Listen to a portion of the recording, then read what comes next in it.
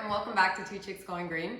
In my last video, I mentioned what my top 15 favorite zero waste items and essentials are that I just cannot live a low waste, low budget, and healthier lifestyle without. And one of those products was the almond cow milk maker, or plant milk maker. And now that I've been using it for about 6 months, I figured it was time to finally do a video on it. So in today's video, I'll be teaching you how I use the almond cow milk maker to make some oat milk, as well as some really important information, tips and tricks, and some things that I wish I had known when I went to use it for the first time that I didn't really see other reviewers mention. So hopefully all of these things can be helpful to you if you're about to use it for the first time or if you're thinking of purchasing it. By the way, there will be timestamps in the description below in case you want to jump right to the part where I actually start using it.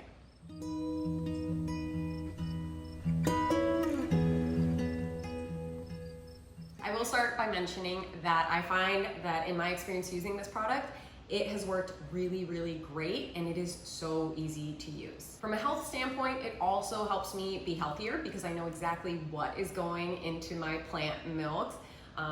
Ever since I started eating plant-based years ago and I switched to plant milks, it was really tough to find ones that weren't, super expensive, that didn't have any additional ingredients that I wasn't 100% comfortable with, or that I don't have enough knowledge about. For example, carrageenan is one of those iffy ones that I just know that there's some research that shows that it can be detrimental to your health. So to me, I don't want that in my oat milk. So knowing what I'm putting into it, to me, is huge. Another pro to using this product is that it's of course way better for the planet because there is no waste being produced. The packaging from all those milk cartons that you buy is pretty wasteful, especially because some of them, it's really hard to know whether they're getting recycled or not. So it's definitely better for the planet. Something else that I absolutely love about the almond cow milk maker is that it's made from high grade food quality stainless steel, which is amazing. I prefer to have products that are not made from plastic, that are going to last me a really long time, and that are better for my health because they're not going to be leaching toxins into the food or the drinks that I'm making. Quality over quantity, right? I also find that the plant milk that it makes tastes great. I love how the oat milk tastes. It's just so clean and smooth. And then of course, the cherry on top, and probably even the biggest factor to buying this, is that it'll save you so much money in the long run. Now, compared to other plant-based or nut milk makers on the market, this one is said to be the speediest. This is currently, of course. So it is the fastest in making the milk. It only takes a few minutes, which is great if you have a really hectic or busy schedule, but even if you don't, why not, right? If you can do something a little bit faster and save that other time for other things you'd like to devote it to, then I will say I've never used another nut milk maker, of course, but I did try using just the blender and following a recipe where I blended it up and then strained the oat milk. It just ended up being a little bit slimy. So of course you can try doing it that way, and it's zero cost to you if you already have a blender. For example, my mom loves making hemp milk, and she says that she really, really enjoys it, so that's great. But to me, this has made all the difference in me making really good oat milk that I actually want to drink. I will throw in a quick note that even though it has some parts that are not stainless steel, as you can see, the nut milk or the plant-based milk only comes into contact with the stainless steel, which can't be said for all the other nut milk makers on the market. So if you're big on keeping your foods away from plastics, then this nut milk maker is great for that. And like I said, I'll be making oat milk today, and that's my preferred plant-based milk. I've never used it to make any sort of nut milk. There's lots of recipes on the Almond Cow website for those, so make sure to check those out if that's what you're interested in. But to me, there's a few really good reasons why I choose to do the oat milk.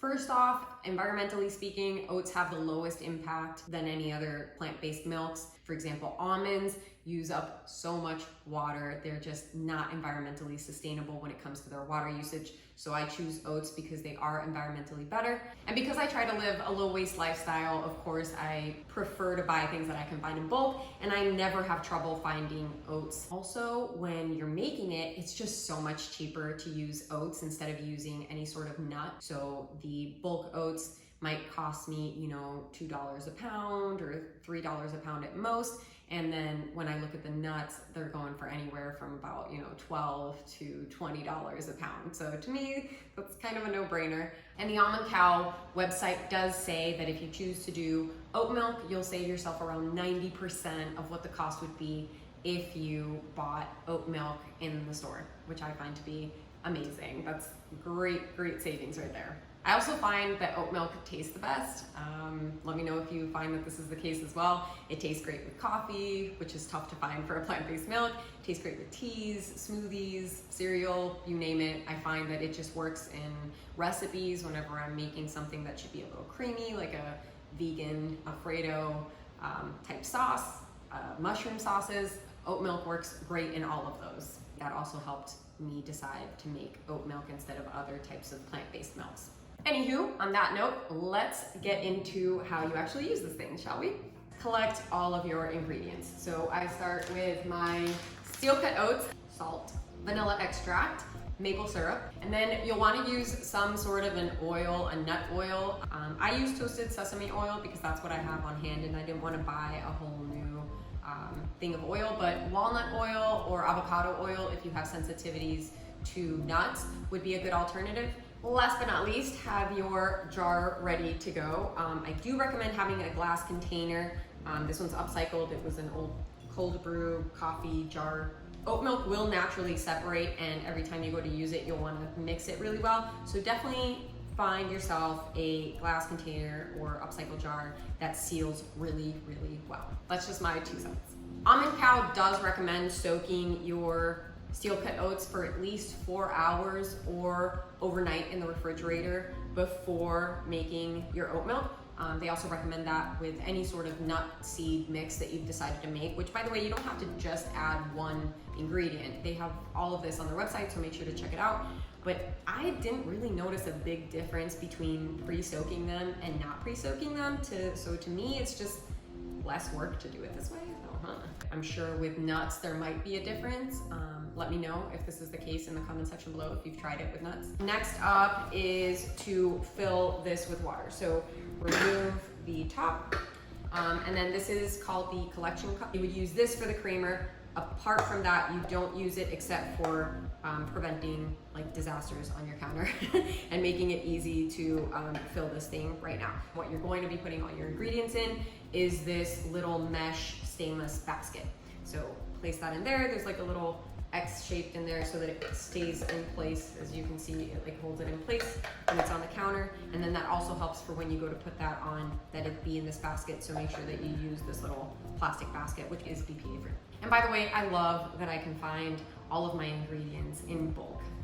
That just makes me so happy, except for the maple syrup. So if you look inside here, you'll see that it has a max line and a min line, and you want to fill it with cold water up until the minimum line. So I'm going to go do that. I'll be right back. Now I'm going to go ahead and add ice all the way up until the max line. Plug this in. The cord is pretty long, which is great. I hate it when appliances have a short cord, so just wanted to throw that in there. And you can see that the little green light has lit up. And then we're going to add our ingredients into this little stainless steel mesh basket. And by the way, I use steel cut oats, which I can find at the refillery and even at Whole Foods. And I just keep using this bag because the first time I bought them, I didn't know that I could find them in bulk. So I just keep using the same container because why not? But you can also use just regular rolled oats. I use them once. I just prefer to use the steel cut oats because they are a more natural product and unprocessed. So first you add 3/4 cups of the oats. I do like to rinse the oats before, so really important that you do that. Once my oats have been rinsed, I go ahead and add them to the little mesh basket. Just trying really hard to not make a mess right now for the video. My partner always makes fun of me because I have to get every last bit of everything. I hate wasting, even if it's like a little bit, I hate wasting any sort of food, so yep. Let me know if you're just as weird as I am. Now I'm going to add my 1/4 of a teaspoon of salt, 1/2 tablespoon of that oil, and this just helps with the creaminess of it. Next, I'm going to add the maple syrup. The recipe calls for 2 tablespoons. I only add about 1 or less than that sometimes because I don't like it that sweet since I want to be able to cook with it. So that's just me, totally up to you. I also like to add a couple of dates in there, but I just ran out. And last but not least, we have 1 teaspoon of vanilla extract. Okay. Now we take this little basket and we connect it to this. So the easiest way to do this, because I had trouble at first, is to hold it with this and then turn so that it locks into place. So basically you go counterclockwise, place that in there. And now comes the fun part, the easiest part. Press the button. Are you almost done? And I always press it twice. Okay, I think we're done. Every time you make one batch, it makes about 5 or 6 cups. Pop this guy out. Ooh, look at that. So that's why you have this little collector cup so that you don't make a total mess. And it fits right in and it holds it straight up because of the little grooves at the bottom. So I unplug it and the milk is ready. Now, because I add ice cubes at the end, I do end up with some ice cubes that have made it through the process. So what I do is I take a little strainer and then strain it through so that I don't end up with ice cubes in there. Ooh, nice. Okay, did I not say I was gonna make a mess? I knew I was gonna make a mess. Ignore me. Clean up real quick. That's about it. There's still more in here, so I'm actually going to get another container. And then this thing also holds liquid, so sometimes I like turn it sideways. Like I said, I don't like wasting any food, so just the weird little things I do. Seal it up. Those other containers that have like a cork top may look beautiful. The first time I made it, I was like, oh, look at this oat milk, and I put it in the cork top, and of course, it's not gonna last as long because you aren't sealing it completely, and also you can't mix it. So it looks super fancy in those containers, it's just not practical. This milk will keep for about 3 to 5 days depending on how much salt you've added, and I do recommend freezing a few in ice cubes so that you have them for your smoothies, so that way you don't let any of it go to waste, and if you make smoothies often like I do, then that comes in really, really handy if you've run out of the actual milk. Now there's going to be this byproduct pulp in here, depending on what you've made it from. With the oat milk, it's this amazing kind of like slush. And I absolutely love finding ways of using something that would have been just thrown out anyhow. So the second use for this pulp is you can either bake with it, but what I like to do is I like to eat it for breakfast the next day. So I'll add berries in there, nuts, raisins, a little bit of maple syrup, and it comes out so, so good. So I leave it soaking overnight in the fridge in a glass covered container, and I have breakfast for the next day. When it comes to cleanup, as you can tell, there's very few parts to this. The only thing that is dishwasher safe is this plastic part right here. I just rinse everything off in the sink real quick after using it. Also, make sure that you do not get the electronics, like the part where you see the electronics wet, or you could damage the motor. So just be careful with that. And once all of the parts for the almond cow are dry, I go ahead and store it in my pantry in a very easily accessible spot. It currently costs around $245 to buy. I'll include a link to a discount in the description below, so make sure to use that if you decide to get it. And I did calculate how much I save on milk using it, by the way. The ingredients I use to make a gallon or so cost me around $1.